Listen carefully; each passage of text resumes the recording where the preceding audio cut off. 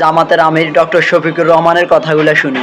আপনাদের নাম ছিল জাতীয়তাবাদী দল, এখন মানুষ বলে চাঁদাবাজি দল। মাথা থেকে পায়ের পাতা সবাই চাঁদাবাজ। আপনাদের নেতা বলেছিলেন দুর্নীতিকে টুটি চেপে ধরবেন। আপনারা ক্ষমতায় এসেই বললেন যদি সমঝোতার ভিত্তিতে কিছু নেওয়া হয় এটা চাঁদা হবে না। ধিক্কার জানাই, আজকে আপনাদের পরিচয় হয়েছে আপনাদের নাম ছিল জাতীয়তাবাদী দল, এখন মানুষ বলে চাঁদাবাজি দল। একজন চাঁদাবাজ কেউ আপনারা কবজায় আনেন নাই। জনগণ বিশ্বাস করতে বাধ্য হবে মাথা থেকে পায়ের পাতা সবাই চাঁদাবাজ। নাইলে কেন চাঁদাবাজি বন্ধ হচ্ছে না? সব জায়গায় কেন দুর্নীতির মহা উৎসব চলছে?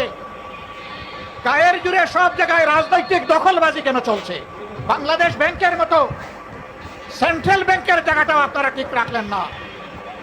সেখানে একজন দলখানা লোককে আপনারা, অযোগ্য লোককে আপনারা বসাই দিলেন।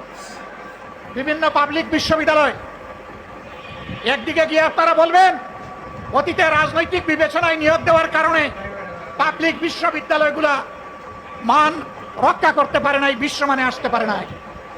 আবার আপনারা দক্ষ বিসি, প্রবিসি, প্রক্টর, প্রভুষ সবাইকে সরিয়ে দিয়ে দলখানা লোকদেরকে সেখানে বসাবেন।